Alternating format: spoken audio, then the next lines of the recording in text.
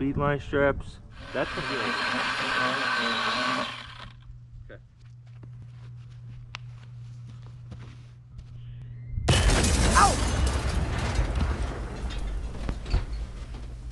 Quick introduction, little interruption. We're going to do this series of videos where I kind of use examples, and most of the time they're me. I'm going to use my stuff. But in some cases, the example is just so perfect to show a technique that could have helped and saved it, that you almost have to use it. So in this case, we're gonna use a video that just came out from Zacchaeus, much bigger channel than mine. I am not here to point out anyone's mistakes. He's a very open book, it seems like, when it comes to his tree work and what he does. He usually points out his mistakes and uses them to like, if he has a mistake, he uses it for good. Like, he'll point it out, he'll explain how it could have been done better. In this video, it was working on a very steep hillside where a tree's there, a house below, and in the process of taking the tree down, a chunk of log got loose and flipped, and luckily stopped before it got to the house, but could have easily just clean went through the house without any problem. So I watched the video twice, and when I say he is very good at like using his examples as a learning experience, in this one I feel like I don't know, I don't want to draw any conclusions like I know him, but I feel like it was almost one you don't want to upload, but it's like, yeah, I'm gonna upload it. But then he did cut in at the end and explain some stuff, but I feel like he kind of just said, I had a mishap at the beginning and it got my head all flustered and I made that mistake. So there is a technique that could have been used in that situation, and it is called vertical speed lining, and I'm going to show you how to do that today. That's what this video is going to focus on. I'll use some still shots and some screenshots from Zach's channel to better explain what this whole situation looked like, and probably do a voiceover, and then I'm going to do a demo on, I made a bit of it, a demo area, and set the whole spot up as like a model version of it. So I'm very bored today, so I had time. I'll show you. Let's do this. Okay, so what I have here are some still shots, screenshots from Zach's video. The tree is up here on the hillside. It's a big cherry tree. This hillside goes down, and in this picture here you can see the house. The hill leads all the way to the house, and the tree looks very small from here. But then we get up on the hillside, the house over to the left here. You can see how steep this grade is and how long the hillside is. It's very, very steep. It gets even more obvious the higher in the tree he gets here. And you can see he's maybe halfway. The tree is very, very tall. So it's going to gain a lot of momentum and speed on the way down. So the tools we'll be using, I'm going to show you a couple different ways to do this, but we'll be using some X-rings, some Speedline straps. That's going to be our rigging rope. I'm going to show you how to just use a dead-eye sling and do this, and I'm also going to show you how to use an X-ring ultra sling. So we'll use the little G26 GTA from Stihl to do our cut, and the rest would be, here is our example. Here's our tree. We'll be taking off this top piece, bringing it out this way. As it comes down, it hits this hillside that I made. It'll roll down until it hits my pretend house, which is the stump. you see the pitch on the house, so you got to know that's a house and a vehicle there. Usually people drive vehicles from their house to places. So, hillside, tree. Throw it off. Take it down the hill.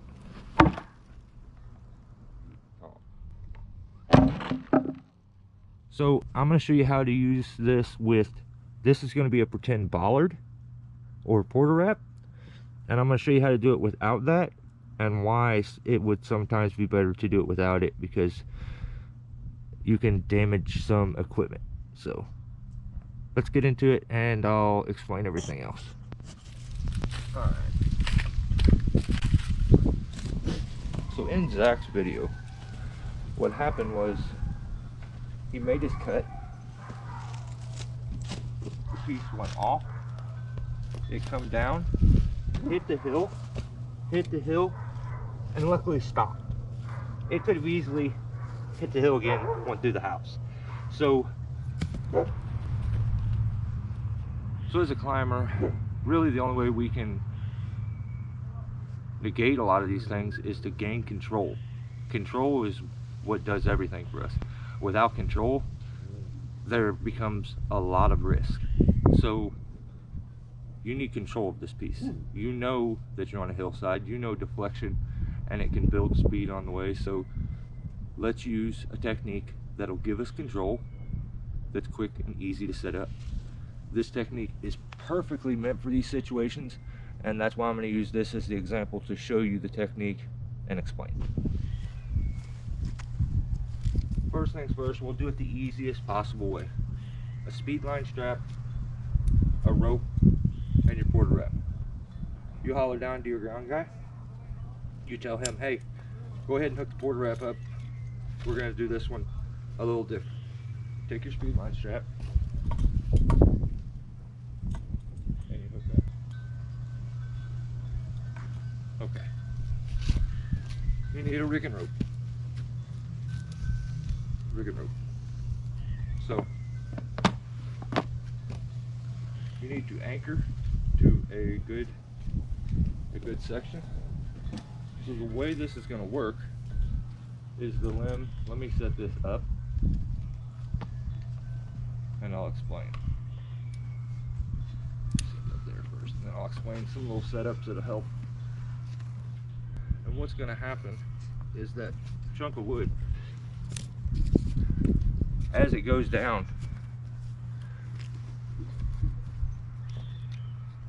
with the strap, it's actually going to ride that line, get to here, slam, and stop. And your ground guy can go over there and unclip it, roll it out of the way. So we're going to cut it and use that piece to show how that would all work. Now the piece is going to come off and it's going to ride this line. That's a long distance, so normally you would want to hook that up different. You would want to hook it up here to have it close. But what's going to happen is if you just hook it up normal, when you pull, it's going to pull the anchor up. So a lot of times I'll set a half hitch and then go below and hook it up. The half hitch will bite and it'll keep it from sliding up on you, which you don't want, because if that was sliding up and somehow slid up enough to come off, you don't want that. So I would say unhook from the piece, go half hitch and over, and then down here I would hook up.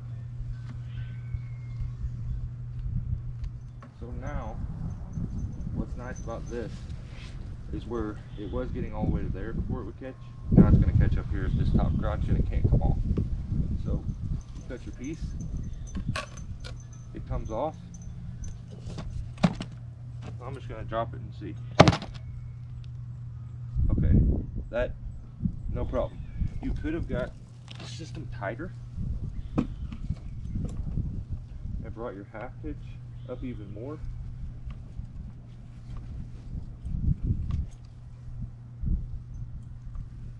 Tighten it up.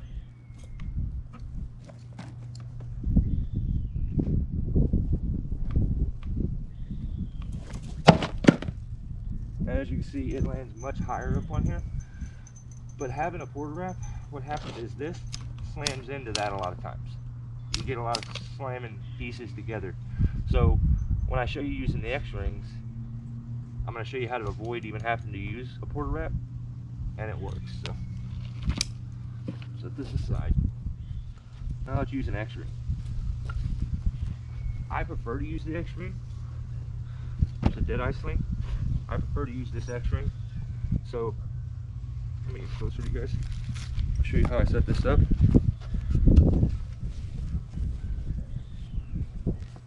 Use a large ring, a B string. So here's this would be one of my favorite setups, but I really like the Ultra Sling for how quick and easy it is. So you have this. When I set that up, first put my large ring on, then hook up my B string.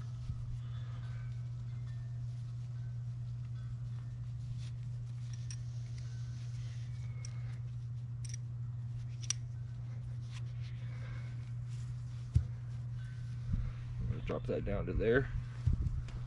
This piece is pretty, I mean, it's pretty skinny. So I'm gonna set a midline knot somewhere about a foot.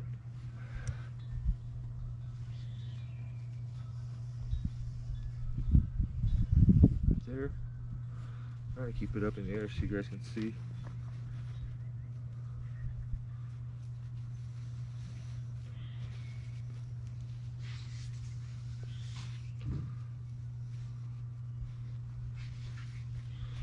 Okay, so there's our setup right now. Show you how this sets it. Go over, round, put it through your midline knot.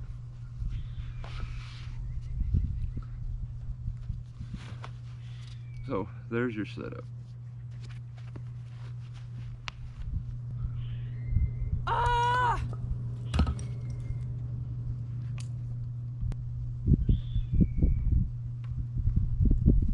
Tighten it up. Throw it off. Landed on the roof. No, that's not the roof, that's the hill. That's the house. Well, then you need to put Don't some you- grass on it. Don't you see the truck? Oh, Parked next to the house. I Come on. didn't see the truck. I'll show you it up a little closer. So there it is at the base, hooked up, stopping right on the hillside. Especially if like you're supposed to keep things on the hillside, this is such a good trick to use. It would have stopped closer up here if you'd made this shorter. So on the next one, where we use, well, let's do that one more time just in case it didn't show. I'm going to show you on the next one how to get it cinched up much better and to see if we can keep it more on the hillside than we did with this one here. So there's not a whole lot of room there. One bounce is sometimes all you get, so you can really keep it up on the hillside if you want and you get everything real close. I'm going to try to do that with this one and we'll see how close it stays up there. With this one we're going to use no porta wrap because here's the reason why. With this setup right here, this ring, they're not cheap, comes down and a porta wrap is much bigger than that, and it comes slamming into that porta wrap and takes big chips and chunks off the rings and tears them up. Then you can't use them to rig with because they're all beat up. So you don't want to do that. This ring setup is very simple. It may look kind of complicated, but it's definitely not. It's just where you would put your midline knot here and put the ring through. You put a ring there to hold instead. It usually bites better, and you can get these edges to kind of bite down into the tree to stop it from sliding down the tree. But that's an appropriate setup to rig negative off of, even though it's a single ring. This time we use the Ultra Sling. And I'm going to show you how to do the same thing using a Speedline strap, which is probably going to be, it's probably going to be the best. This I feel the safest with. But so with this, we would just hook like we did the other one. But with the way these are set up, you just go around something and go through the hole that's appropriate for the length you need. There's little holes all the way down this thing. So I would hook up actually here to the very first one, or you could double wrap, but this first one is so snug and right where I would need it that I'm good with it. It's right there, but you have a lot of extra strap left. You could put that however you want. Now here's the trick to this one. I don't want to just leave that piece up here to hit me in the head. I'm gonna wedge it right there right now. Alright, pretend. So, you're just gonna do a half hitch down here on the log.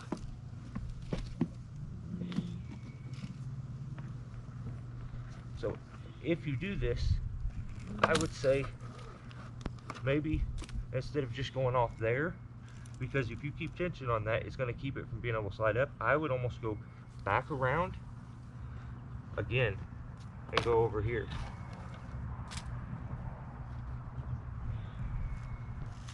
So now you have the piece hooked up with the half hitch there.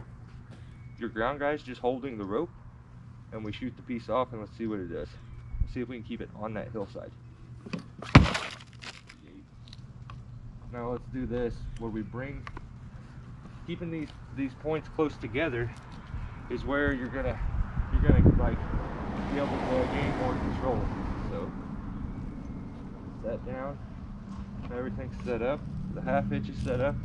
I should take the end of that rope, keep a hold of it as if I'm the ground guy, and let's see how far we make it down the hill. Perfect. You can see you got control here. It popped up and wanted to stop, but the half hitch that we have in it, that it's actually here on the back side. That'll hold it. This can't slam into anything all crazy. So this technique works really good and can save you from beating some stuff up and messing some gear up. So that same setup that we just did here, like here's the half hitch, you spin it around here.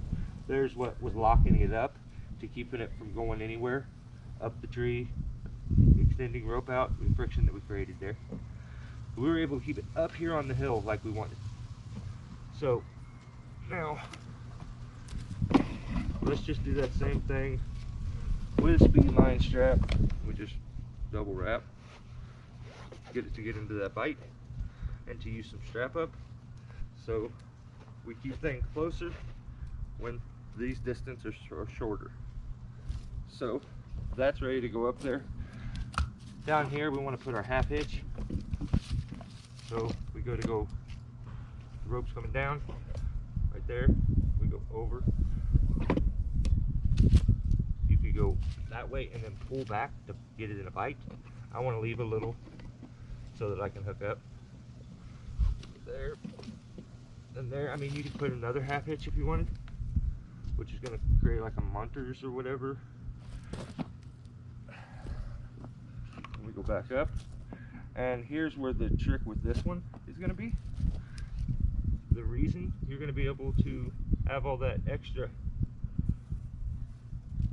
like height that you're going to save is because of this strap here. So it's actually going to go, the anchor is going to go to it, and that's like an anchor redirect now. So I needed much more rope.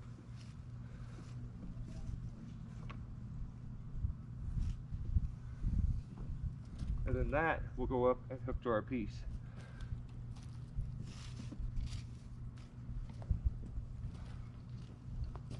Like this,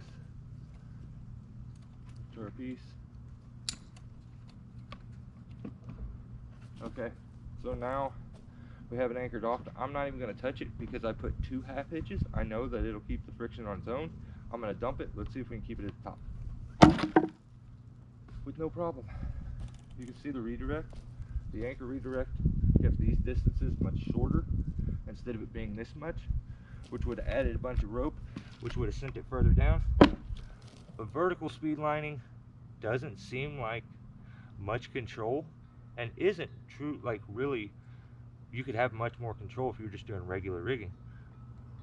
But it's enough control, and better than cutting something free and just sending it. A little bit of control can save the day. So if you have any questions about any of this, leave it in the comments, let me know, and give you a little close-up of how everything looks there at the end. There's our house. Okay, here, house, amazing hillside. Here's what we put. 2 half hitches around that tree.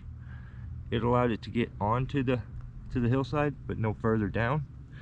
It then goes up all the way to the redirect anchor, and then re-anchors here at the base in a much stronger spot. So if this was to fail, this can hold. So if you have any questions, I hope I answered most of them, but if you have any more, let me know. I'll do my best to answer them, and I'll catch you on the next one.